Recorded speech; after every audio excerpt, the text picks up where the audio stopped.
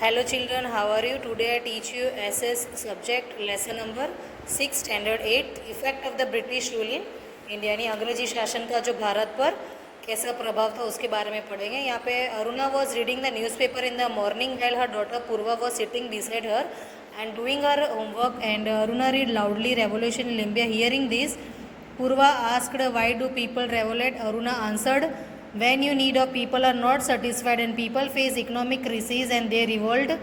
In the country also during the British rule, the condition of the people was very bad. So result in a revolt. Let me tell you about the life of the Indians at that time. यानी अरुणा जब ध्यानपूर्वक समाचार पत्र पढ़ रही थी तो उसी समय उसकी पुत्री पूर्वा पास में बैठकर गृह कार्य यानी कि होमवर्क कर रही थी। तो अरुणा ऊंची आवाज़ में पढ़ते हुए बोली कि लिम्बिया में क्रांति। यह सुनकर पूर्वा ने प्रश्न किया, मम्मी लोग क्रांति क्यों करते हैं? अरुणा ने उत्तर दिया, देखो बेटा, लोगों की आवश्यकताओं की पूर्ति न हो और लोग आर्थिक रूप से तबाह हो तो क्रांति की तरफ मुड़ते हैं। हमारे देश में अंग्रेज शासन के समय भारत में लोगों की परिस्थिति बहुत दयनीय यानी कि कंगाल बन गई थी। तब ऐसा हुआ था। चलो तुझसे मैं उस समय की भारतीय जीवन की बात करती हूँ। तो उसके बाद India was economically prosperous till the 18th century.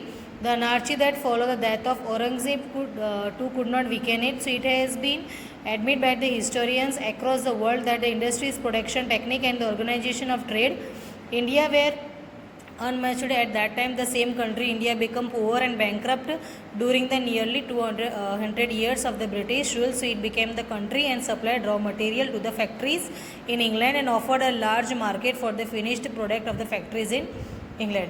Bharat की आर्थिक समृद्धि 18वीं सदी तक यथावस्थ रही थी और औरंगज़ेब के अवसान के बाद भी अराजकता भी उसी हानि नहीं पहुंचा सकी थी।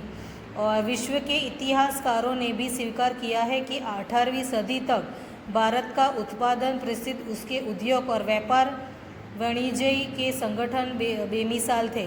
तो ये भारत देश में 100 वर्ष की अंग्रेज कंपनी की शासन से बिल्कुल कंगाल और पायमल देश का बन गया।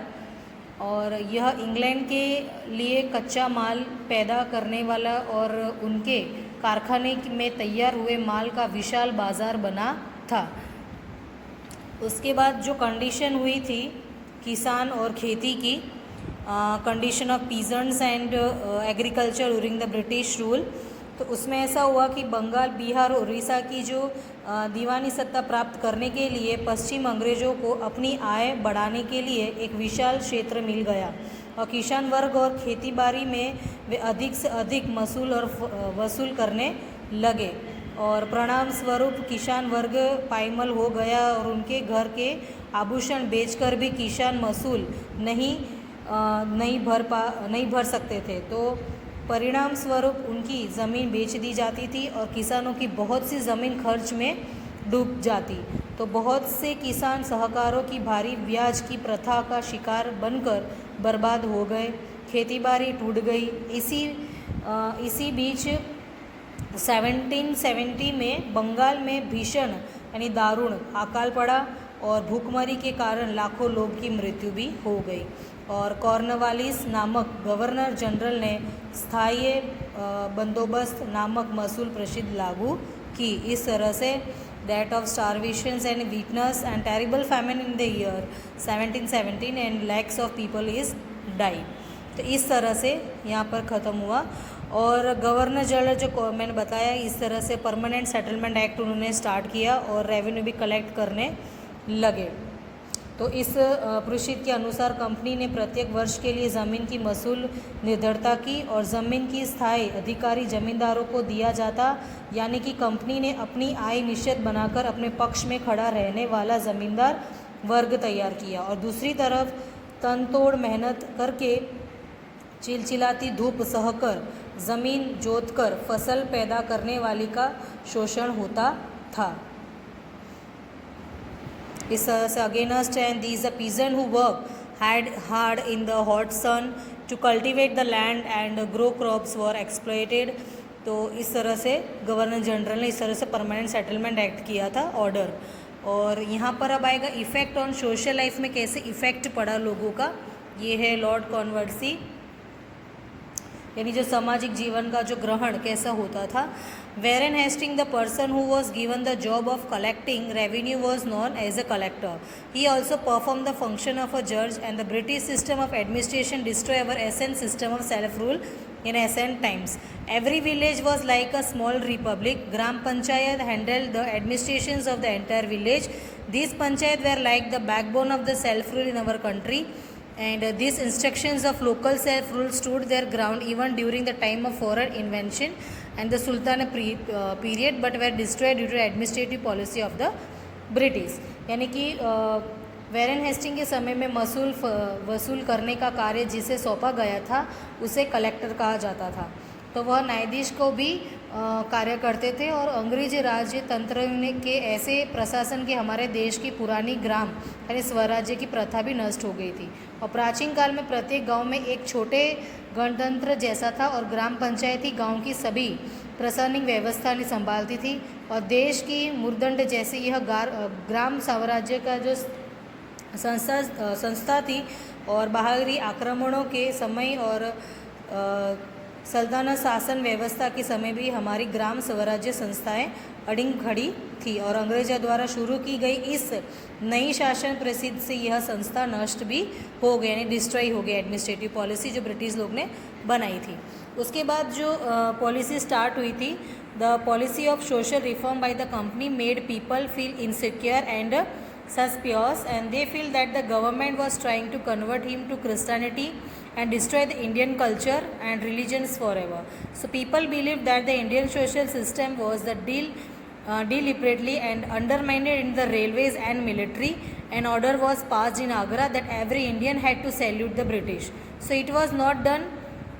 It was considered a crime and was liable for punishment. As a result, there was a widespread sentiment of anger and hatred for the British among the Indians. यानी कि कंपनी सरकार की सामाजिक सुधार की जो नीति अपनाई थी और उसने लोगों में जो भय पैदा किया और लोगों को लगा कि कंपनी सरकार जबरन ईसाई धर्म स्वीकार करवा कर भारत में धर्म और संस्कृति का नाश करना चाहती है। और रेलवे और सेना में भारत की जो सामाजिक व्यवस्था की बार बार अवगणना की जाती थी और ऐसी मान्यता लोगों में पैदा हुई और आगरा में ऐसा फरमान जारी किया गया था कि प्रत्येक भारत अंग्रेजों को सलाम करेगा, यदि ऐसा न किया जाए तो वह दंड या सजा का पात्र माना जाता।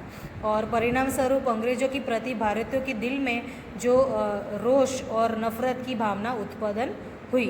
इस तरह से सेटलमेंट और hurted for the British among the Indians. उसके बाद destructions of Indian and trade industries यानी कि भारतीय में जो व्यापार और उद्योग की जो विनाश हुई थी कैसे हुई थी।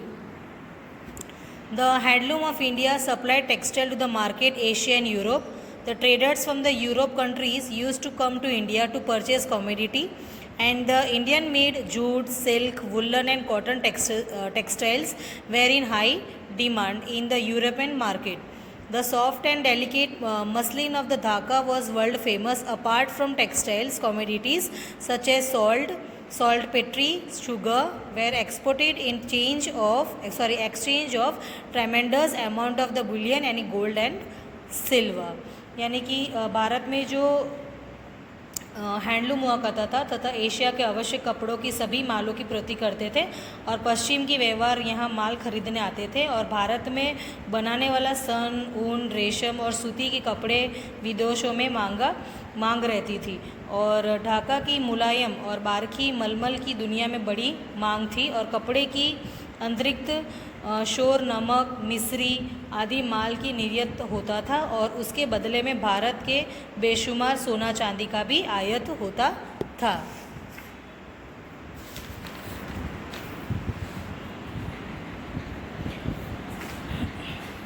उसके बाद the whole scenario change as the British rule was implement the flow of bullion, gold and silver got reversed in the beginning of the Industrial Revolution and the British took 500 crore rupees as per today's standard only for Bengal during their rule. Just imagine the wealth the British would have accumulated from the whole country. मतलब किस तरह से आप देखो यहाँ पे दिया है the plate cottage industries in India. जो हमारे यहाँ कॉटेज इंडस्ट्रीज़ यानी ये होता है कि घर बैठे हम जो काम करते हैं वो उसको कॉटेज इंडस्ट्रीज़ कहते हैं। और अंग्रेजी शासन के जो लागू होते ही यह स्थिति बदल गई थी कि सोना चांदी का प्रवाह उल्टी दिशा में बहने लगा। यहाँ तक कि औद्योगिक क्रांति की शुरुआत में अंग्रेज ने केवल बंगाल में से ही आज के हिसाब से गिने तो 500 करोड़ रुपए मात्र 2 दशक के शासन में ले गए थे। तो विचार करें कि पूरे देश में से कितनी संपत्ति अंग्रेजों ने एकत्रित की होगी। इसी में आप सोच सकते हैं कि कैसे अंग्रेजों ने इतनी संपत्ति इकट्ठी कर ली थी। So with the help of the raw material produced in India and the money collected from India, the business and industries in England prospered and their meal started progressing. The cloth manufacture in England was imported in India without leaving any duty on it, whereas there were tax up to 80% of the cloth manufacture in India. As a result, textile made in India became costlier in the Indian market itself, and the Indian handicraft and cottage industries could not withstand the competition and they could not sustain themselves. Many skill based industries of our country like textile industries, glass, paper, mineral, shipbuilding, etc. and got renewed due to the policy of the British. Lack of skilled workers became unemployed. Gradually the poor worker of rural area of Indian become poorer. किस तरह से हमारे यहाँ गरीबी आई थी। तो जैसे ही भारत में उत्पादन होने वाला कच्चा माल और भारत में से एकत्र किए हुए रुपए की जो मदद से अंग्रेज इंग्लैंड में उद्योग धंधे विकसित करने लगे और इंग्लैंड में बनाने वाला माल भारत में बिना जागत यानी चुंगी के आता था, और जबकि भारत के कपड़े की 80% जाकर डाला गया और परिणाम स्वरूप भारत में उत्पन्न होने वाला माल भारत में ही महंगा पड़ने लगा। तो इस प्रतिस्पर्धा में भारतीय हस्त उद्योग तथा यानी कि घर बैठ के काम करते थे और तथा उद्योग धंधे नहीं चल सके, और इस अंग्रेज नीति के कारण कपड़े बनाने, धातु, शीशे, कागज, नाव बनाने की आदि अपने अनेक कारीगरों उद्योग नष्ट हो गए। लाखों कारीगर बेरोजगार बने। धीरे धीरे भारत में ग्रामीण कारीगरों की गरीबी बढ़ने लगी। इसमें दिया है the plight of cottage industries in India, यानी भारत में जो गृह उद्योग की दुर्दशा कैसी हो गई थी। देखिए, देख सकते हैं आप पिक में भी। उसके बाद आता है suspicions about the reforms. When William Bentinck came to India, जब विलियम बेंटिंग भारत में आए, liberal thinking was getting it the stronghold in England. This way of thinking slowly reached India. The British rule started taking industries in the life of people of India. Lord William Bentinck became quite popular in India by introducing few beneficial reform. During his time, India started getting job in company administration. India were allowed to use their mother tongue in the court of law. Raja Ram Mohan Roy and other social reformers were considered making effort to stop evil practice of sati. Bentinck agreed to this effort and passed a law in 1829 to ban the practice of sati. During the time of William Bentinck, the English ruler tried to eradicate the social evils. As per the will of the social reformers, the orthodox class witnessed this reform with suspicions, and the company had passed a resolution to spend 1 lakh rupees every year on education, but it was not implemented. Finally, an education committee was formed during the time of Bentinck in the year 1834. Lord Macaulay thought of introducing English education in India. However, the educational method advocated by the Macaulay could not benefit the youth, and India lost the advantage of equerry and the incident advantage of equerry and the incident knowledge and skill developed by the insiders. The method of British education system was opposed by a number of the intellectuals, and Mahatma Gandhi called it as to give millennium knowledge of English is to enslave them, that by receiving English education. We have enslaved the nation. Later 3 universities were established in 1857. The Britisher could not educate workforce due to the introduction of English education. Alongside It also developed the nationalistic thinking about the educated Indians. So many machines were invented to facilitate the industries, transport and communications. Considering the convenience in running administrations and strategic importance for the military, and the British introduced the railway in India.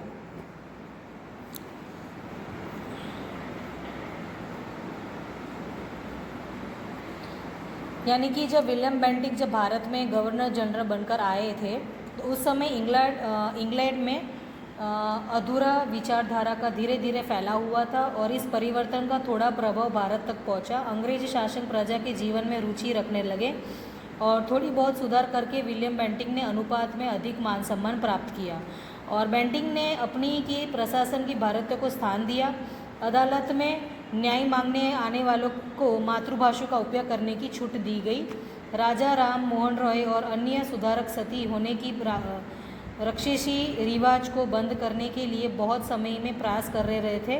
Bentinck ने इस सुधारकों की निवेदन को सुनकर सती होने की रिवाज पर प्रतिबंध लगाते हुए एक कानून 2829 में लागू किया और बेंटिक के समय में अंग्रेज अधिकारी भारत का जो सुधारक वर्ग चाहता था ऐसे कुरिवाजों की रोकने का प्रयास करता था और ऐसे सुधारकों को भारत में रूढ़िवादी लोग सौदे की नज़र से देखने लगे और कंपनी सरकार ने शिक्षा के लिए हर वर्ष 1 लाख रुपए खर्च रखने का और प्रस्ताव पास किया था और परंतु उस पर अमल नहीं होता था। अंत में बेंटिक के समय में शिक्षा समिति की रचना हुई और 1834 में मेकाले नामक एक अंग्रेजी अधिवक्त को अंग्रेजी शिक्षा की विचार आया और मेकाले द्वारा शुरू की गई शिक्षा प्रसिद्ध में भारतीय युवक की मनोविच्छा लाभ नहीं मिला तो अपने पूर्वजों द्वारा विकसित की गई प्राचीन विद्याएं सीखने के लाभ भारतीय खोने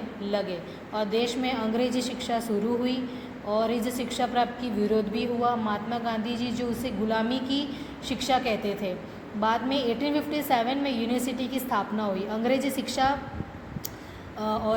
शिक्षा से अंग्रेजों को आवश्यक पढ़े लिखे कर्मचारी मिलने लगे। फिर भी भारतीय इस शिक्षा को प्राप्त करने लगे और उनमें से स्वतंत्रता के लिए राष्ट्रवादी व्यक्ति निर्माण होने लगे और उद्योग क्रांति के कारण कारखानों को कार्यरत रखने और माल आवागमन के लिए यातायात की और संदेश व्यवहार की मांग की पूर्ति की गई। नए नए यंत्रों की खोज होने लगी। हिंद में भी उनका उपयोग किया जाए तो हमारा व्यापार को लाभ मिलेगा तथा सैन्य आकांक्षा की भी रखा जा सकेगा। इस प्रकार में अध्यक्ष से भारत में रेलवे शुरू की गई थी और जब भारत में जैसे विशाल देश में हर एक भाग पर नज़र रखने और विदेशी राज्यों पर संदेश देने के लिए आवश्यक प्रतीक होने पर 1854 में डाक और तार संदेश की अधिक प्रसिद्ध अपनाई गई और साथ ही साथ देश में छापखाना समाचार पत्रों का भी प्रसार बढ़ने शुरू हुआ। तो इस प्रकार ब्रिटिश शासन में सुधार अंग्रेजों की हित के लिए थे। फिर भी राष्ट्रवाद में अध्यक्ष के लिए यह भारत के लिए आशीर्वाद स्वरूप बना। अंग्रेजी शिक्षा प्राप्त किया हुआ वर्ग विश्वेश में प्रवाहों के अवगत हुआ और जिन्होंने देश की समाज सुधार और राष्ट्रीय जागृति के कार्य में खूब महत्वपूर्ण भूमिका निभाई। समाचार पत्र, तार, डाक और रेलवे से भारत के लोगों को एक दूसरे से नज़दीक इस तरह से नज़दीक लोगों आ गए। तो 1854 the printing press and circulations of newspaper grew alongside and more were familiar with the contemporary development in the world around and the post and telegram brought people closer। तो इस तरह से हमारे अंग्रेजी शिक्षा प्राप्त करने में भारत में सर्वश्रेष्ठ जागरूक कराने वाले नेताओं का नामों की सूची बनाइए। आपको इस तरह से एक एक्टिविटी करनी है, अगर आप कर सको तो। यहाँ पे हमारा लेसन ख़त्म होता है। Thank you.